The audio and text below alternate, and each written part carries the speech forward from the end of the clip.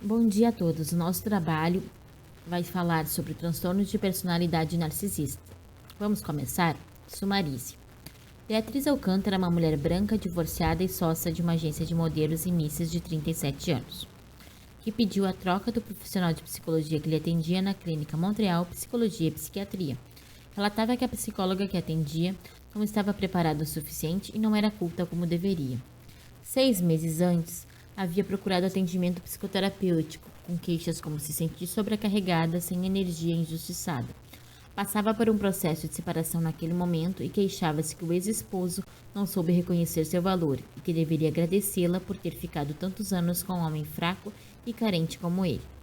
Beatriz reclama da medicação prescrita pelo psiquiatra, diz que não fez efeito. Exigiu também que o profissional que viesse a lhe atender fosse um homem, pois, segundo ela, as mulheres são muito invejosas.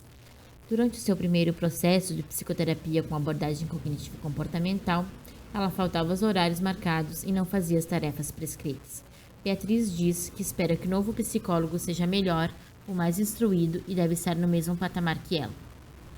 Ao falar de sua vida e seus relacionamentos, Beatriz relata que foi criada pelos pais, sendo que o pai fazia todas as suas vontades e a mãe, por sua vez, era exigente e rígida, querendo que ela estivesse sempre impecável e cuidando da beleza e cor. Beatriz diz que na adolescência namorou os rapazes mais bonitos e ricos e por isso não tinha muitas amizades, visto que as outras garotas tinham inveja da sua beleza e fortuna, além de que ela estava realizando o sonho de ser modelo. Diz que quando estava no auge da fama e iria conquistar as passarelas da Europa, engravidou de seu namorado, e sendo o rapaz de uma família muito importante no seu meio social e de acordo com seus próprios pais, casou-se e teve a criança. Relata que, apesar de ter a carreira interrompida, é feliz treinando as meninas na agência de modelos. Ao falar da filha, uma adolescente, diz que a menina é desajeitada e sem brilho, que não sabe como ela conseguiu um namorado sendo tão sem graça. E que, além disso, a desaponta ao querer estudar veterinária, que é decepcionante e, como o pai, também não reconhece a pessoa extraordinária que se diz ser. Suas atividades atualmente são cuidar da agência de modelos e cuidar de si. Relata ser muito importante cuidar do corpo e se manter linda e impecável, o que ela diz ser fácil para ela, que nasceu linda e para a glória. Fala que se não fosse pelo seu ex-marido e pela sua filha, a sua vida seria perfeita. A paciente também não relata alterações no sono e nem no apetite. Suas capacidades cognitivas estavam preservadas. Diz nunca ter pensado em suicídio. Durante todas as sessões, a paciente estava bem vestida, com uma aparência bem cuidada e roupas elegantes. A paciente se mostra cooperativa, porém com alto grau de superioridade. Busca elogios e que concordem com ela. Busca chamar atenção e é arrogante. Exibe sentimentos de grandiosidade no decorrer dos atendimentos. Seu afeto era levemente deprimido e se dizia estar conformado com a falta de predicados da filha, que, segundo Beatriz, ela não será tão atraente e talentosa como ela. Também demonstrava não conseguir lidar bem com a separação, pois relata que o casamento não dar certo poderia ser uma derrota. Porém, dizia que ele não faria falta e quem perdeu foi ele, a melhor mulher que um homem poderia esperar, diz ela. Vamos a outra parte do nosso trabalho. Numere. Nosso grupo trouxe hipóteses diagnósticas diferenciais. Uma delas é o transtorno de personalidade histriônica. Pessoas com esse transtorno demonstram características de exibicionismo e manipulação interpessoal.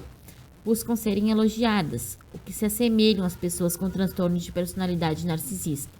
Porém, os pacientes com transtorno de personalidade histriônica, apesar de quererem serem elogiadas, desejam ser vistas como frágeis ou dependentes para alcançar atenção, diferente do transtorno de personalidade narcisista, que desejam elogios e adulações por se julgarem superiores.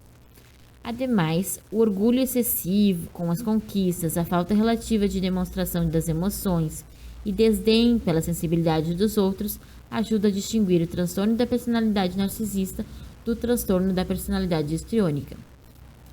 Outro sim é que as pessoas com transtorno de personalidade narcisista, elas desprezam fazer qualquer coisa inteligente ou tola para chamar atenção. Elas desejam ser apenas admiradas. A segunda hipótese diagnóstica que o grupo pensou foi no transtorno ciclotímico. Pessoas com esse transtorno apresentam características como presença de períodos com sintomas hipomaníacos e episódios depressivos que não satisfazem os critérios do DSM-5: humor elevado, irritável, autoestima inflada ou grandiosidade. Apesar da Beatriz apresentar características de hipomania como autoestima inflada e grandiosidade, isso não está associado à mudança de humor, mas um aspecto persistente em sua vida. Durante a análise do caso, a hipótese de Beatriz apresentar transtorno de personalidade narcisista foi a mais aceita pelo grupo. Isso porque ela apresenta os critérios necessários descritos no DSM-5. Agora eu vou falar alguns deles para vocês. Então, segundo o DSM-5, a pessoa com transtorno de personalidade narcisista possui um padrão difuso de grandiosidade, em fantasia ou comportamento, necessidade de admiração e falta de empatia que surge no início da vida adulta e está presente em vários contextos, e precisa ter no mínimo 5 das características apresentadas no DSM-5. A primeira característica é ter uma sensação grandiosa da própria importância.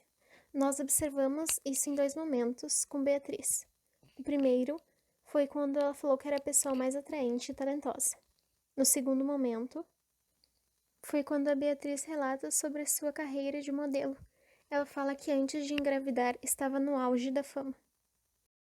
A característica número 7. Carece de empatia, reluta em reconhecer ou identificar-se com os sentimentos e as necessidades dos outros. A Beatriz sempre usa adjetivos negativos quando vai falar sobre sua filha. Fala que a garota é desajeitada, desorganizada, menospreza seus sentimentos, fala mal das conquistas da garota e até da profissão que ela escolheu. Na característica número 8, é frequentemente invejoso em relação aos outros ou acredita que os outros o invejam. Nós conseguimos observar essa característica em 2 momentos. O primeiro, quando ela pede para ser atendida por um psicoterapeuta do gênero masculino, porque as mulheres têm inveja dela. E no segundo, quando ela relata que na adolescência as meninas com que ela convivia tinham inveja da sua beleza e da fortuna dela. A última característica seria demonstrar comportamento ou atitude arrogante e insolente. A Beatriz ela apresenta esse comportamento arrogante e insolente em vários momentos. Sempre que ela vai falar sobre o ex-marido, a filha e o ex-terapeuta dela, ela fala com um tom de superioridade e descreve eles com falas negativas e rigorosas. Pergunte. No DSM-5, não é apresentado fator de risco para o transtorno de personalidade narcisista. Porém, vamos refletir. No caso específico de Beatriz, quais fatores de risco poderíamos destacar? Pense nisso e logo discutiremos. No item Planeje, nós temos 2 tópicos, que seriam as queixas da paciente e a proposta de tratamento. Dentro das queixas que ela trouxe, foram, após as sessões de entrevista de anamnese, foi dado um diagnóstico de transtorno de personalidade narcisista. E em função dela dizer que estava usando medicação e, segundo ela, não tinha efeito, foi feito um contato com o psiquiatra, onde ele acabou dizendo que deu a medicação para se livrar dela por ela ser uma mulher muito exigente e ela queria um resultado imediato, ele acaba dando. Mas entende que por ela estar fazendo o tratamento agora, de uma forma correta, ele entende que a medicação poderia ser tirada. A proposta de tratamento para ela vai ser usada uma psicoterapia com abordagem psicanalítica, com foco no sofrimento principal, atual dela, remodelar a personalidade, mudar padrões apresentados, criar autoimagem realista e será levado em consideração alguns aspectos da sua infância, já que ela relata ter uma mãe muito rígida e exigente. E ela tem muitos problemas nos relacionamentos em geral. E nós entendemos que esse processo pode demorar, porque ela tem uma demanda muito grande de assuntos, a serem abordados. Dentro do tema Selecione, nós trouxemos 2 itens para compartilhar com os colegas, porque nós lendo alguns artigos observamos que o transtorno narcisista ele tem uma ligação com as falhas no desenvolvimento humano e que esses transtornos eles seriam correspondidos a fracassos nesses processos iniciais, como a integração, que é o próprio organismo da gente tem uma predisposição natural, que permite o desenvolvimento, que o ambiente faz toda a diferença, né? Facilitando o desenvolvimento ou interrompendo esse processo, causando danos até mesmo no desenvolvimento mental. A questão da personalização também, que é um sentimento que a pessoa tem de que alguém se encontra no seu próprio corpo, né? Ou seja, essa ligação, né, essa inserção da mente no corpo, a consciência de que a mente e o corpo são juntos, né? E a questão da realização, adaptar-se à realidade, construir uma imagem do externo e do outro, né? Criar essas relações objetais. Então, nós deixamos como sugestão de leitura um artigo que se chama Fragilidade Oculta sobre a Armadura, né? E o capítulo 16 do livro Psiquiatria e Psicodinâmica na Prática Clínica, que fala um pouquinho da relação entre o narcisismo e a sociedade atual. Então, nós deixamos esses 2 itens para os colegas como sugestão de leitura, né? Onde nós avaliamos, dentro do que nós estudamos do caso, 2 pontos que poderiam estar agregando no conhecimento dentro disso que nós fizemos. Muito obrigada a todos. Muito obrigada a todos.